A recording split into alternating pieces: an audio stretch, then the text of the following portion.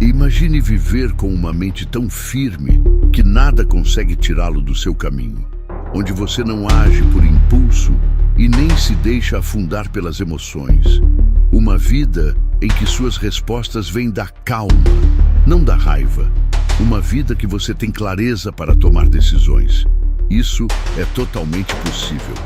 Os estoicos foram os primeiros a entender o poder das emoções e a treinar o autocontrole, não para se tornarem frios, mas para ter domínio sobre o que sentem, pensam e fazem. Nesse vídeo, você vai aprender a fazer o mesmo. Separei 9 lições simples, diretas e práticas que te ajudarão a treinar sua capacidade de resposta diante da vida. Elas não exigem nada além de prática, e o primeiro passo é deixar nos comentários: hoje treino minha mente para viver meu melhor. Só antes de começarmos, te peço 2 coisas. Curta o vídeo e se inscreva no canal. Isso ajuda esse conteúdo a alcançar quem também precisa desenvolver esse autocontrole. Agora, vamos direto para a primeira lição. Lição 1. Saia da preguiça mental. A preguiça mental é uma das formas mais silenciosas de autossabotagem. Ela não chega com alarme, não causa dor imediata, nem destruição aparente. Ela se disfarça de descanso merecido, de entretenimento inocente, de só mais um vídeo antes de dormir. É como um sofá macio que te prende. Quanto mais tempo você passa ali, mais difícil se torna levantar. E assim, aos poucos, você deixa de pensar por conta própria. Deixa de questionar o que consome e começa a repetir mecanicamente aquilo que o mundo empurra para você. Você acorda, pega o celular, desliza o dedo, assiste, consome, responde. Mas em que momento você realmente pensa? Quando foi a última vez que leu algo e parou para refletir de verdade? Quando foi a última vez que ouviu uma notícia e quis investigar por si mesmo? Hoje, muita gente vive como espectador da própria mente. Reage a tudo, mas não escolhe quase nada. Recebe opiniões, mas não constrói ideias. Espera por respostas prontas, mas não formula perguntas. Sabe o que é mais perigoso nisso? É que enquanto você se distrai, o mundo continua te moldando. Algoritmos decidem o que você vê, manchetes decidem o que você acredita, comentários aleatórios decidem o que você sente, e quando você entrega sua mente ao piloto automático, você entrega junto sua liberdade. Sêneca dizia: nada é mais honroso do que usar bem a própria razão. E ainda hoje, quem não treina o pensamento se torna vulnerável, não porque seja fraco, mas porque deixou de exercitar a própria força. Pense em algo simples. Você assiste a um vídeo polêmico e já dispara um julgamento. Alguém comenta algo seco contigo e você já supõe rejeição. Recebe uma mensagem no trabalho sem emojis e já imagina que fez algo errado. Mas será que você pensou? Ou apenas reagiu? Será que refletiu? Ou apenas seguiu o fluxo da emoção automática? Sair da preguiça mental é um ato de coragem. É levantar do sofá interno da passividade. É abrir um livro quando tudo o que você queria era rolar o feed. É questionar uma ideia mesmo quando ela parece óbvia demais. É parar de apenas concordar e começar a construir a própria opinião. Isso não exige genialidade, exige humildade. A humildade de reconhecer que você pode não saber tudo, mas pode aprender qualquer coisa, desde que esteja desperto. Leia, reflita, escreva, comece a produzir, a criar, a decidir, porque quem só consome, esvazia, mas quem cria, se renova. E se você acha que pensar é um fardo, experimente o peso de viver uma vida que não foi escolhida por você. Você não precisa virar um filósofo, mas precisa deixar de ser manipulado. Precisa cultivar a lucidez, recuperar sua capacidade de julgamento, porque quando você pensa melhor, você vive melhor. Marco Aurélio disse: a qualidade dos seus pensamentos determina a qualidade da sua vida. E hoje, a neurociência confirma. Seus pensamentos constroem os caminhos neurais do seu comportamento. Ou seja, se você muda a forma como pensa, muda também a forma como sente, decide e age. Por isso, antes de querer mudar o mundo, mude o jeito como você dialoga com ele. Troque o "isso é assim mesmo" por que isso é assim? Troque o "eu sou assim" por "quem eu posso me tornar". Troque o "não entendi" por "vou pesquisar". Não viva no piloto automático, não aceite viver como um repetidor de ideias que você nunca questionou. Escolha ser autor. Comente aqui: hoje saio da preguiça mental. Comece a exercer o maior poder que você tem nas mãos. Escolher pensar e reagir com sabedoria. Porque uma mente treinada é o início de uma vida com clareza, com presença e com direção. Lição 2. Treine sua mente.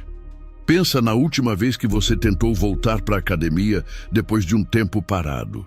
No começo, tudo dói, o corpo trava, o cansaço chega rápido e cada movimento parece um esforço enorme. Mas se você persiste, se continua aparecendo, o que era desconfortável vira força.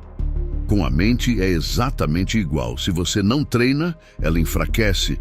Se você não comanda, ela assume o controle. E quando isso acontece, tudo desanda. Você começa o dia com foco, mas basta uma mensagem atravessada no celular e já perde a paz. Basta um comentário mal interpretado, uma lembrança ruim, e você já não consegue mais raciocinar com clareza. Sua mente, se deixada solta, se enche de ruído, se torna reativa e emocionalmente carregada. Vira uma máquina de criar cenários catastróficos, de repetir padrões antigos, de se sabotar sem nem perceber. E é por isso que treinar a mente é tão essencial. Não é sobre pensar positivo, mas sim aprender a perceber o que você está pensando e escolher o que vai manter. Porque todo pensamento que você repete se transforma em padrão. E esse padrão molda como você sente, decide e como vive. Se você todo dia se diz que não é bom o suficiente, começa a agir como alguém que não merece receber mais da vida. Se todo dia alimenta preocupação, comparação e culpa, seu cérebro aprende a ver perigo onde não tem. A reagir ao mundo como se ele estivesse contra você, mesmo quando não está. Mas se você escolhe conscientemente o foco, a postura e a resposta, então algo muda. Não porque o mundo ficou mais fácil, mas porque você ficou mais forte.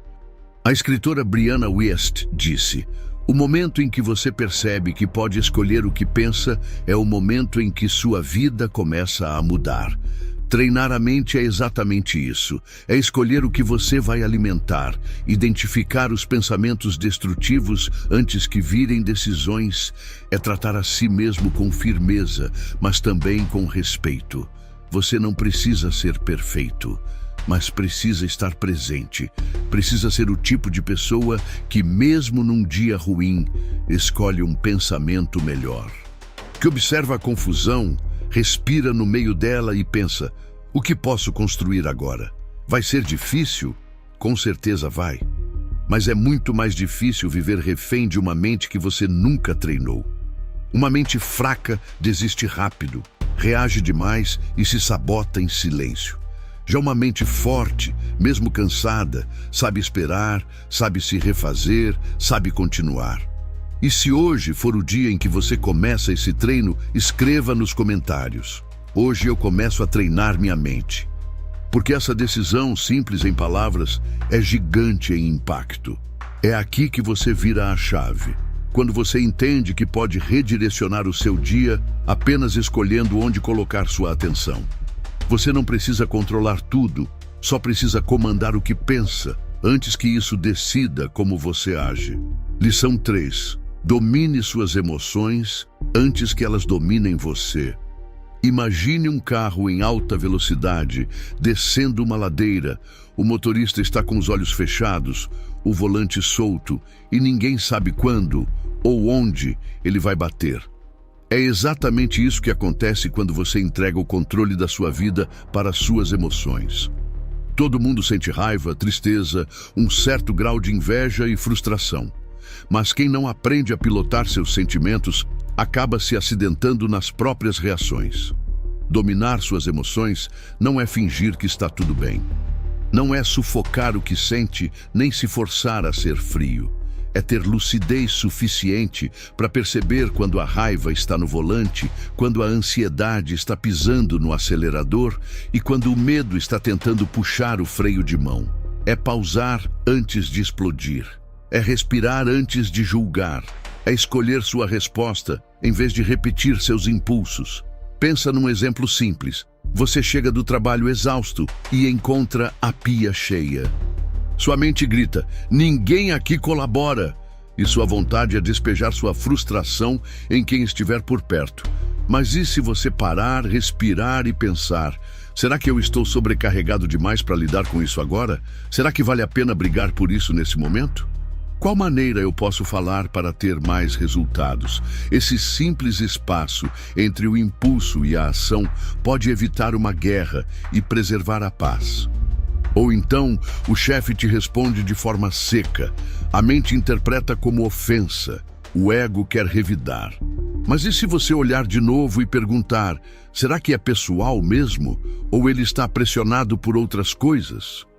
É esse tipo de lucidez que separa quem vive em turbulência de quem aprendeu a navegar. Como disse Naval Ravikant, investidor e pensador contemporâneo, a raiva é um veneno que você toma esperando que outra pessoa morra. Quem reage no calor da emoção está se envenenando por dentro, mesmo quando acha que está vencendo por fora. Epicteto já dizia, as emoções não são ordens, são sugestões. Você pode ouvir a raiva sem segui-la, pode sentir medo sem recuar, pode chorar sem se quebrar. Controlar-se é maturidade, não repressão. É escolher agir com firmeza sem perder a humanidade. É dizer, isso me afetou, mas não vai me destruir. Você pode ficar triste e mesmo assim cumprir seu dever. Pode estar magoado e ainda assim tratar o outro com dignidade. Pode sentir dor e mesmo assim manter a cabeça erguida. Porque o verdadeiro domínio emocional não é a ausência de emoção, mas a presença de consciência. E essa consciência só aparece quando você muda o seu padrão automático. Ao invés de reagir, você observa. Em vez de se fechar, você se pergunta, essa emoção está querendo me proteger, mas de quê? Essa pausa é uma das ferramentas mais poderosas que um ser humano pode treinar. É nela que nasce o autocontrole, a clareza e a verdadeira liberdade. Não é fácil. Vai ter dia que você vai falhar, que vai explodir, julgar, errar, falar sem pensar, mas isso não te torna fraco, te torna humano. O que te torna forte é voltar, todas as vezes, para o seu centro. A liberdade emocional começa quando você entende que sentir não é o problema. O problema é reagir sem consciência, agir sem pensar, viver como refém do que sente. Você não precisa dominar o mundo, só precisa aprender a dominar a si mesmo. Comente aqui, hoje eu me governo pela calma. Que essa frase seja um lembrete. O seu mundo interno é o único lugar onde você tem total poder. E quando você aprende a comandar esse mundo, o resto deixa de te comandar. Lição 4. Crie hábitos mentais de pessoas imparáveis. Pense num atleta que corre todos os dias antes do sol nascer. Ninguém vê, ninguém aplaude. Mas é nesse silêncio que ele constrói o que os outros vão chamar de talento. Assim também são as pessoas mentalmente fortes. O que torna alguém imparável não é um dom, uma genética privilegiada ou uma maré de sorte. É aquilo que ninguém vê. Os hábitos mentais cultivados todos os dias, nas pequenas escolhas, nos momentos em que seria mais fácil desistir. Essas pessoas não esperam sentir vontade, elas criam sistemas. Elas não vivem no ritmo do humor, vivem no ritmo da disciplina. Você pode reconhecer uma pessoa imparável por aquilo que ela faz quando tudo parece desmoronar. Enquanto muitos se afundam na frustração, elas silenciam a queixa e se perguntam: o que eu posso construir com isso? Enquanto alguns abandonam o plano ao primeiro contratempo, elas respiram fundo, ajustam a rota e continuam. Não porque seja fácil, mas porque elas entenderam que consistência vale mais do que empolgação. E a diferença está nos detalhes invisíveis. Por exemplo, você acorda atrasado, está chovendo e seu corpo pede para ficar na cama. Uma pessoa comum diz: hoje não dá.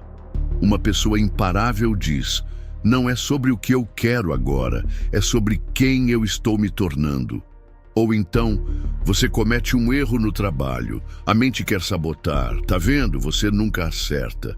Mas ela responde: esse erro me ensina, agora sei o que não repetir. Isso é treino mental, é musculação silenciosa da identidade. Como escreveu James Clear, autor de Hábitos Atômicos, cada ação é um voto para o tipo de pessoa que você quer se tornar. E os imparáveis votam todos os dias, mesmo nos dias ruins, em direção à sua melhor versão. Eles não precisam estar motivados para agir, porque já construíram sistemas que funcionam mesmo sem inspiração.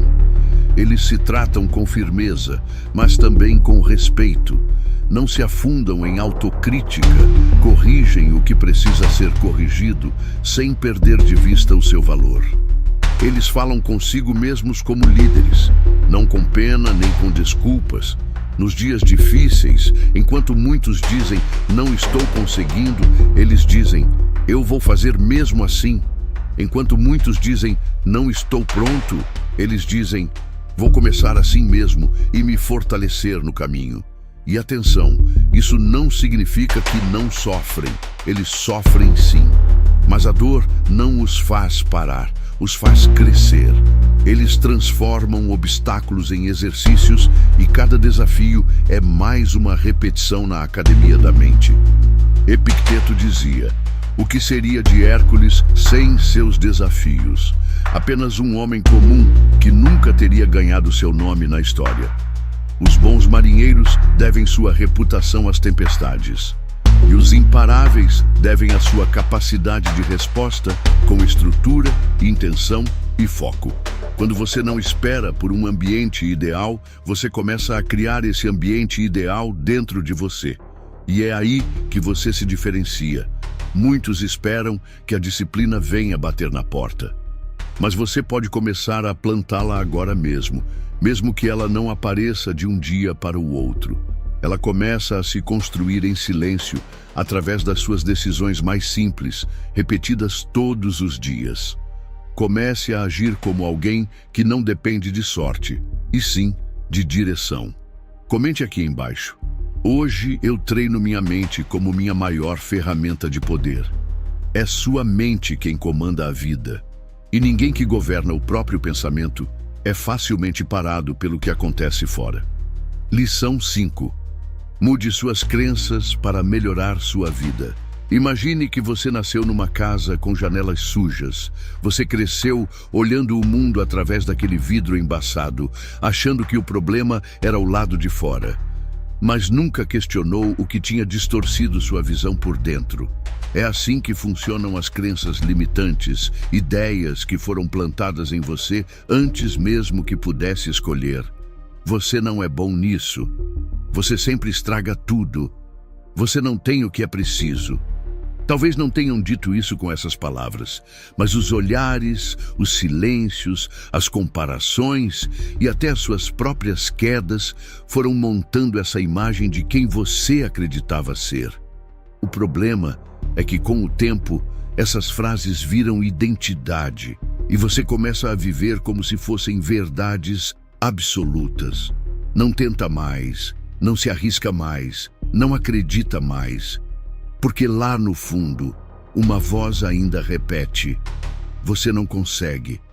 Mas deixa eu te contar uma coisa. Crenças não são fatos, são histórias que você aceitou e que podem ser reescritas.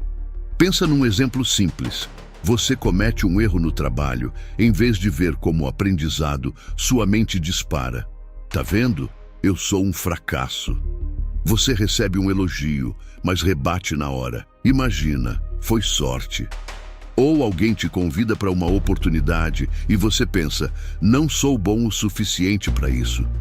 Essas reações parecem naturais, mas são fruto de um script antigo, automático, que nem sempre você escolheu, mas vem repetindo há anos.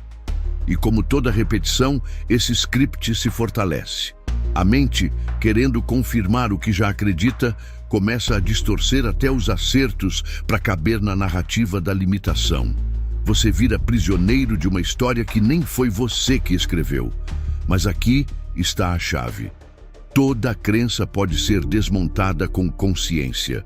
Comece perguntando, de onde vem essa ideia? Quem me ensinou isso? Essa crença me protege ou me paralisa? Se eu não tivesse esse pensamento, o que eu tentaria agora? Essas perguntas são o primeiro golpe contra o velho programa, porque o que não é questionado é perpetuado. Como diz a neurocientista Caroline Leaf, você não é refém do seu cérebro, você é o arquiteto dele. Seu cérebro muda com aquilo que você repete com intenção. Isso se chama neuroplasticidade. E é por isso que mudar seus pensamentos recorrentes muda também a estrutura da sua identidade. Epicteto dizia, não somos afetados pelo que nos acontece, mas pelo que pensamos sobre o que nos acontece. Agora eu te pergunto, o que você tem pensado sobre si mesmo? Sobre relacionamentos, prosperidade, dinheiro? Porque é aí que mora o verdadeiro bloqueio. Não é o fracasso que te paralisa, é a forma como você interpreta esse fracasso. Não é o não que você ouviu, é a conclusão que tirou depois dele. E não é a infância difícil, os exemplos que você teve ou a crítica que doeu, é a narrativa que você construiu a partir disso. Reprogramar sua mente é deixar de viver no eco da dor e começar a escrever sua história com base na verdade. Você pode começar hoje mesmo, pode parar de repetir que é tarde demais, que é difícil demais, que não é para você. Pode substituir o eu não consigo por estou aprendendo. Pode trocar o não sou suficiente por estou crescendo. E não, isso não é autoajuda rasa. É ter governo próprio, é você pegando de volta o lápis da própria história e decidindo que não vai mais ser personagem secundário no seu próprio destino. Comente aqui embaixo. Hoje eu mudo minha história de dentro para fora. Acredite nisso, porque o mundo só muda para quem tem coragem de mudar a própria mente. E quando você programa suas certezas, você transforma o que vive. Você deixa de ser limitado pelo passado e passa a ser impulsionado pelo que escolhe construir a partir de agora. Lição 6. Faça o que poucos estão dispostos a fazer. Imagine uma manhã fria, seu corpo pesado, o despertador tocando pela terceira vez. Ninguém vai saber se você levantar agora ou daqui a 1 hora. Mas é exatamente aí, nesse momento comum, que sua identidade está sendo moldada ou enfraquecida. A resistência mental não nasce em discursos empolgantes. Ela nasce nesses pequenos confrontos diários com a sua própria vontade de adiar. É quando tudo dentro de você quer parar e mesmo assim você levanta. Quando a motivação sumiu e mesmo assim você segue. Ou quando você está cansado, frustrado, sem ver resultado e ainda assim você faz o que precisa ser feito. Isso é o que poucos estão dispostos a fazer. Todo mundo sonha com evolução, mas na realidade é que poucos estão dispostos a cultivar a força mental necessária que isso exige. Porque isso dói. Porque precisa ser cultivada, alimentada, regada e construída, onde muitas vezes aprendemos apenas a ceder, desistir e nos encolher. Quer ver como isso aparece no seu dia a dia? Você promete acordar cedo para treinar, mas o cobertor está quente. Você diz que vai estudar, mas o celular está cheio de distrações. Você se compromete a economizar, mas aparece aquela promoção. É nessas horas, nesses detalhes, que você revela quem comanda: a disciplina ou o desejo passageiro. Como disse Angela Duckworth, especialista em resiliência e autora do livro Garra, a diferença entre pessoas comuns e extraordinárias não é o talento, é a capacidade de continuar quando tudo já ficou difícil.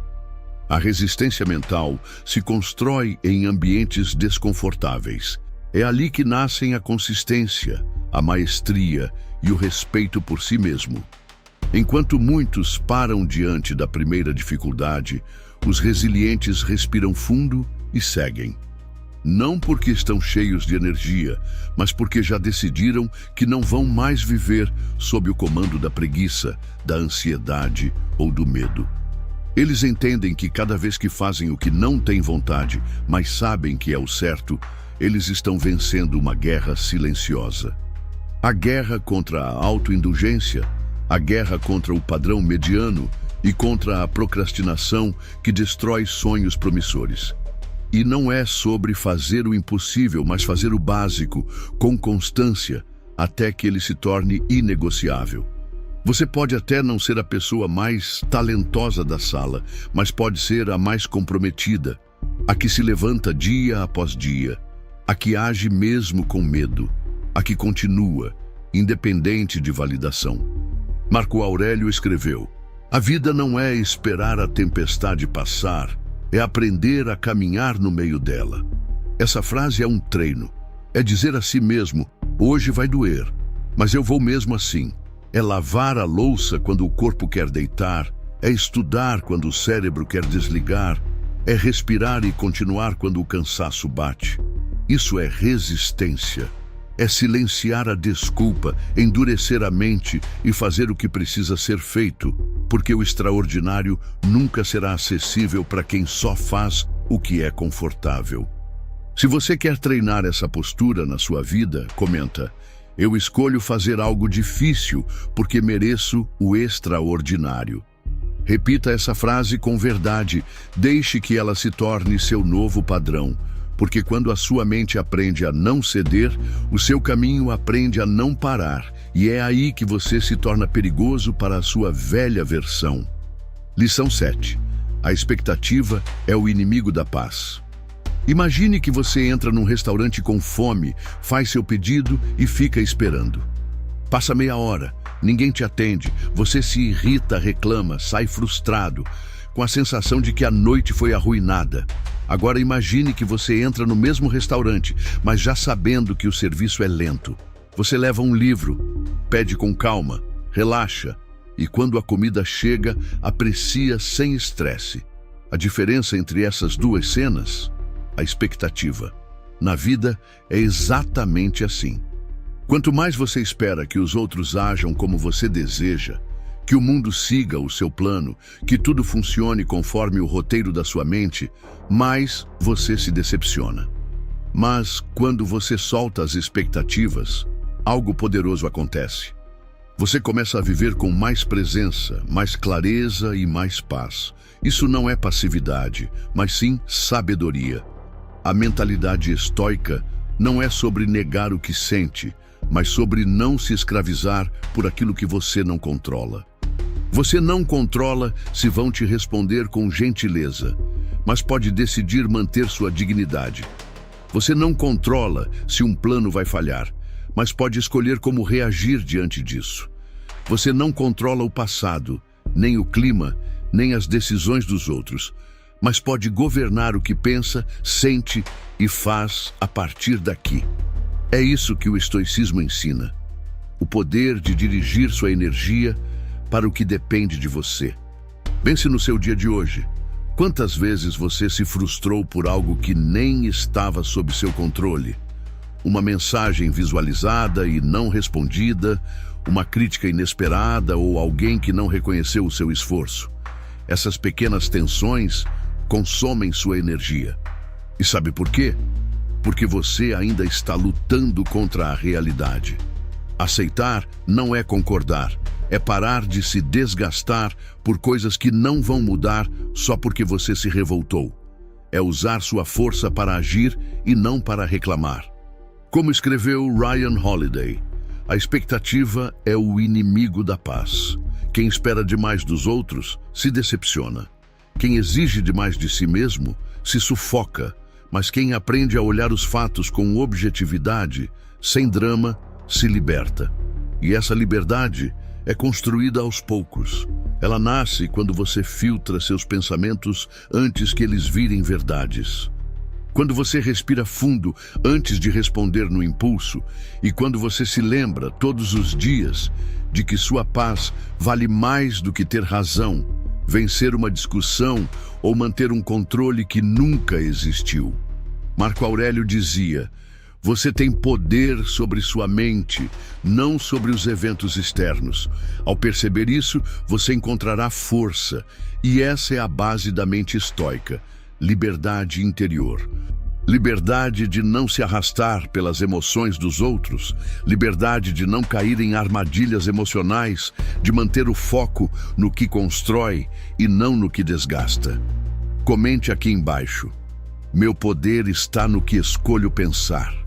Porque em um mundo onde tudo muda, onde as pessoas decepcionam, os planos falham e as emoções oscilam, quem governa a própria mente se torna inabalável. E esse é o verdadeiro escudo estoico. Não a indiferença, mas a lucidez. Não o controle do mundo, mas o domínio de si mesmo. Lição 8. Tenha direção. Sêneca dizia: nenhum vento é favorável para quem não sabe aonde quer chegar. E talvez seja por isso que tanta gente vive exausta, mesmo sem ter saído do lugar. Você acorda, pega o celular, se perde em mensagens, apaga incêndios o dia inteiro e, no fim, sente que só sobreviveu. Faltou direção, faltou foco e faltou critério. Por isso, aqui vai uma prática estoica simples para treinar sua mente todos os dias. Escolha uma palavra, uma só, mas que defina quem você quer se tornar. Essa palavra será sua bússola quando tudo ao redor parecer caótico. Vai te lembrar do que importa, mesmo quando o mundo te puxar para o contrário. Marco Aurélio fazia isso. Ele se guiava por palavras como honesto, direto, modesto. Não porque era perfeito, mas porque sabia onde queria chegar. A palavra funcionava como trilho, mantinha sua mente no caminho certo, mesmo quando tudo ameaçava descarrilar. Agora pense, se sua palavra fosse disciplina, talvez você tivesse dito não àquela distração. Se fosse presença, talvez tivesse desligado o celular naquela conversa importante, ou se fosse temperança, talvez tivesse respirado antes de exagerar. Essa palavra não é um amuleto. Ela só tem poder quando vira filtro, quando vira resposta. Quando você começa a se perguntar: isso me aproxima ou me afasta de quem eu quero ser?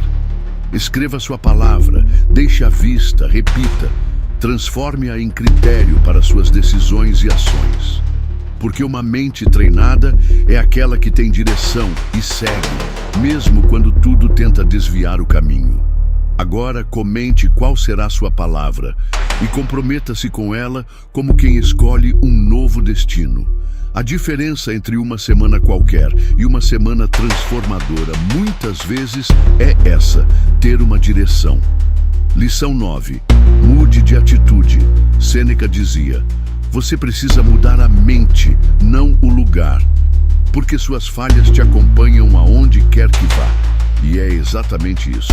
Você pode mudar de cidade, de emprego, de relacionamento, mas se não mudar a forma como pensa e reage, o caos vai continuar te seguindo.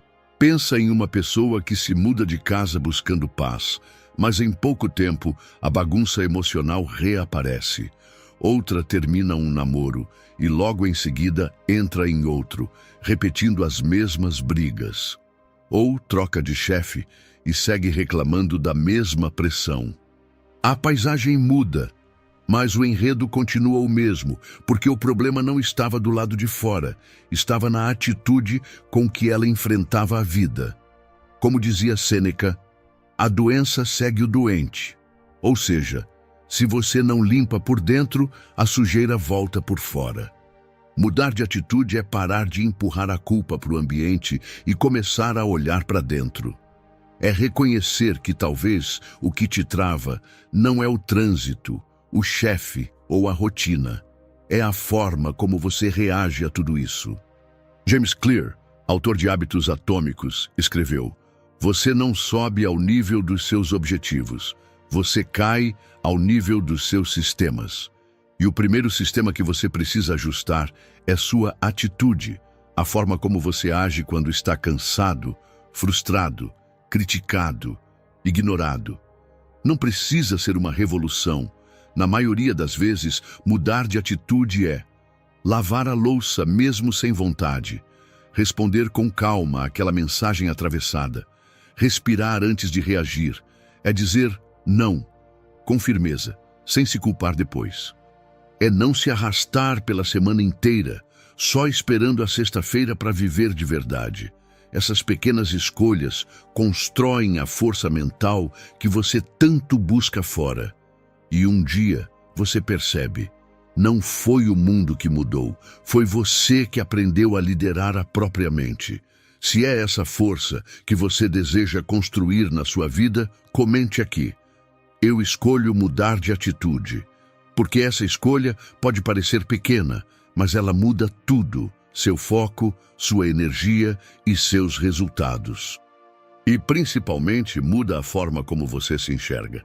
Se esse vídeo fez sentido para você, curta, compartilhe e se inscreva no canal. Obrigado por assistir.